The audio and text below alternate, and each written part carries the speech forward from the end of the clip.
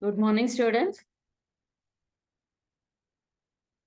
This is your teacher, Professor Chitra from JNT University, Anantapur.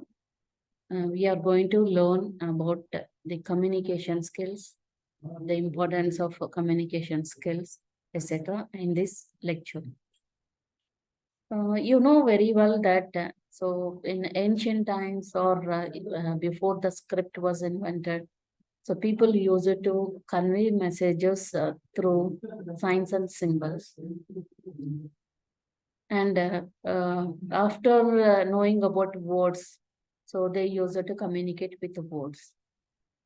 And now even in words also, so generally will be used in any language. It is not confined to only one language, but in any language.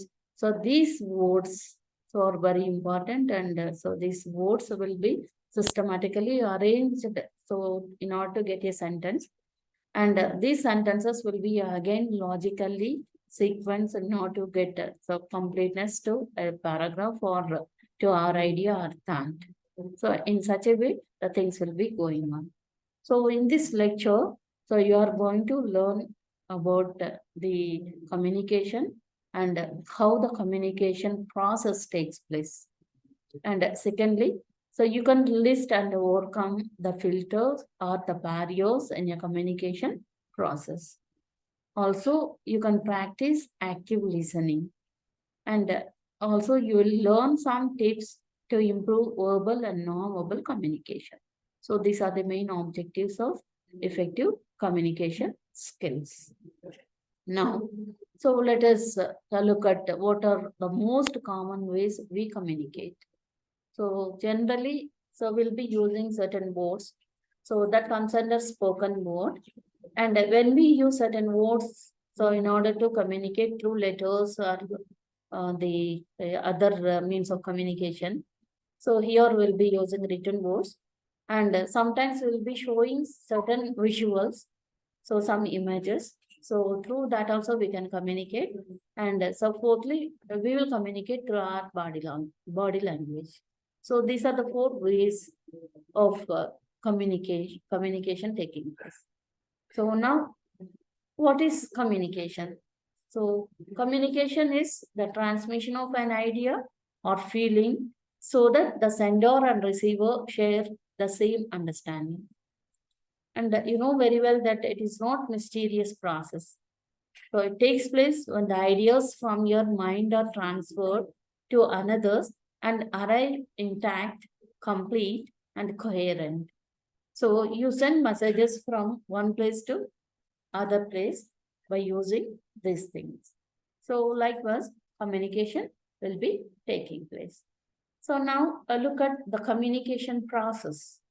So in order to get that communication process smoothly, so we need so two ends. One is sender and receiver. So a sender is termed as the encode. So he encodes the message and receiver decodes the message at the end. So in between, a medium will be there. So to pass the information. And also after receiving this message, the receiver will send the response or feedback. So if the receiver decodes the message, then only he can send the feedback or response to the sender. Sometimes if it doesn't happen, so then we need to understand that there is a kind of barrier in the process of communication itself. So let me explain once again. Communication process means here we require a two ends, one at sender and the other end at receiver. So sender sends the messages and receiver receives and decodes. And if he understands that message properly, then only he can respond. So then he can give the feedback to the sender, that is in the form of response. If he doesn't understand that message means, so we can encounter a problem that is called the barrier in that process. Okay. And when sending the message, the sender will be using a medium. For example, if I want to send an email, so here I am using my mail. Okay. So likewise, the receiver receives it, and if he understand my message, then only I will get the response. Okay. And if he doesn't get that mail, means a barrier might have come into the process. So we need to understand what are those barriers. So in the next class, we are going to deal with the barriers of communication. So thank you very much and bye-bye.